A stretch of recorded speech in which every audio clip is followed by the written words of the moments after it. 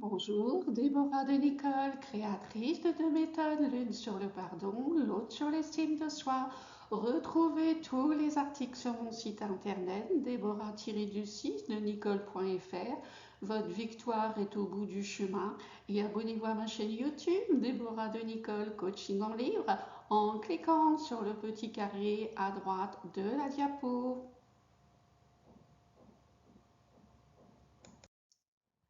Dans cette vidéo, nous allons découvrir la dépendance affective. Qu'est-ce que c'est?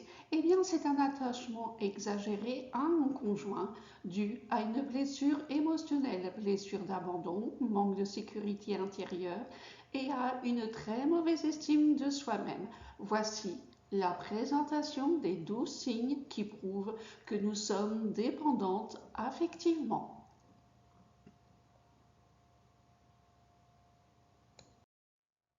Le premier signe, besoin constant et extrême d'affection de la part du conjoint.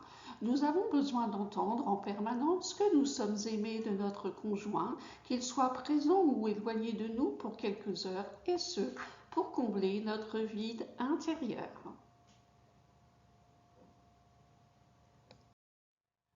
Deuxième signe, jalousie démesurée. Elle entraîne systématiquement des disputes car en tant que dépendantes affectives, nous ne supportons pas que notre partenaire, par exemple, rie avec des amis pendant notre absence ou devant nous.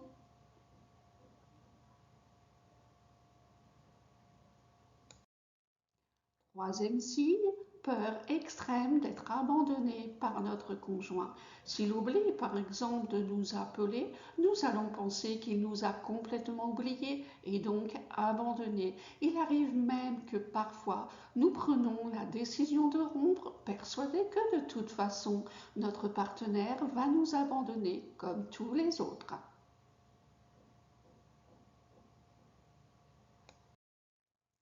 Quatrième signe, choix répétitif de partenaires compliqués.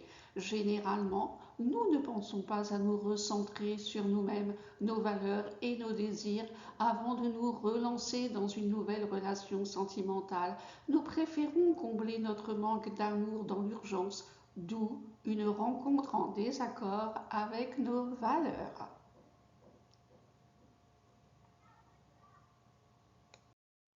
Cinquième signe, refus de rompre même s'il y a maltraitance psychologique et ou physique.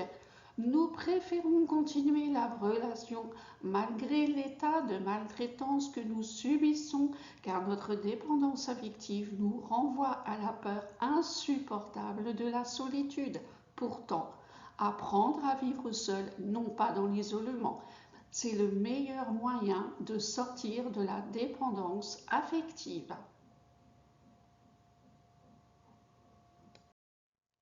Sixième signe, très mauvaise estime de soi.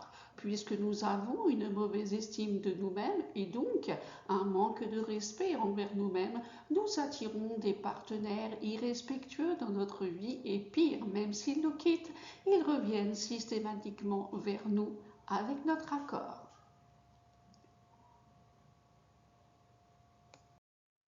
Septième signe, peur de l'avenir et de l'inconnu difficilement contrôlable. En étant dépendantes affectivement, nous avons l'impression qu'être accompagnés dans notre vie va chasser notre peur de l'avenir et de l'inconnu.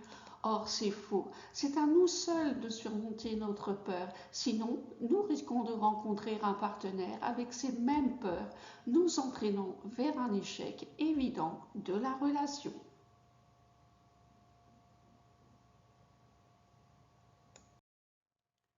Huitième signe, sentiment de culpabilité. Sans cesse, nous nous remettons en question car nous avons une loyauté sans faille envers notre conjoint. Pourtant, être en couple, c'est aussi veiller sur notre bien-être physique et mental.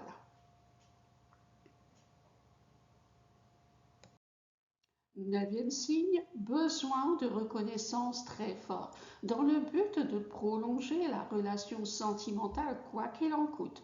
Nous nous plions en quatre pour satisfaire le moindre besoin du conjoint. Pire, nous devançons ses désirs pour qu'il reconnaisse les efforts que nous faisons uniquement pour lui.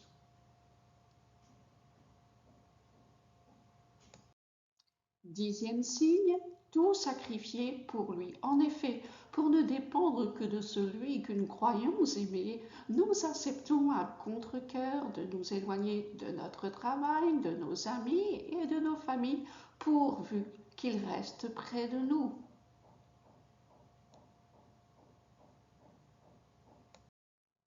Onzième signe, très grande anxiété. Généralement, nos décisions sont prises selon notre dépendance affective pour le conjoint sans même nous préoccuper ce que nous désirons réellement. Voilà pourquoi nous nous sentons trahis lorsque le couple explose.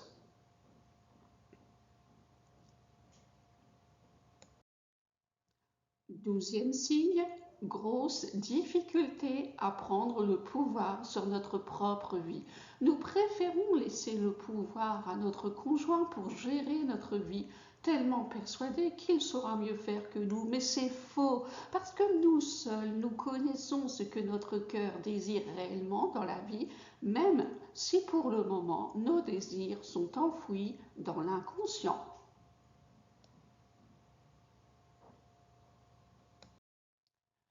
Une question, ma réponse. Comment dépasser la dépendance affective?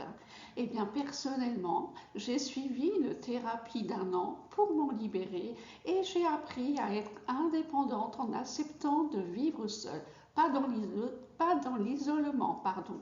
Au départ, c'était très difficile, je vous l'avoue, mais désormais, je me fais des autofeedbacks de manière à toujours rester centrée sur l'état de mon être intérieur, mes valeurs et mes objectifs.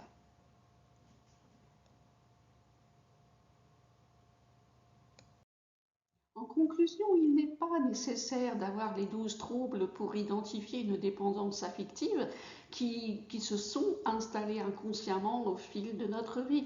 Mais les signes indiscutables d'une dépendance affective sont souvent la peur d'être abandonné et une très mauvaise estime de soi.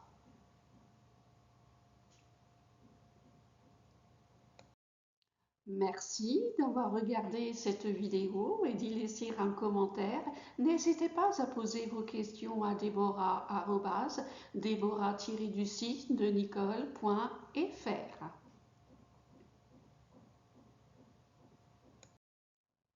Et merci également d'aller visiter mes chaînes partenaires YouTube, Jérôme.r, l'entrepreneuriat pour une vie de choix, Gabriel Clément, vivre une vie de choix, le pasteur Jean-Claude de Rizier qui nous parle de Dieu, Mind Parachute, à chaque idée des nouveaux horizons, Enzo Family, chaîne de production audiovisuelle. Et puis je vous suggère de regarder la playlist des vidéos sur la victime des rencontres instables psychologiquement. Merci beaucoup, à bientôt, au revoir.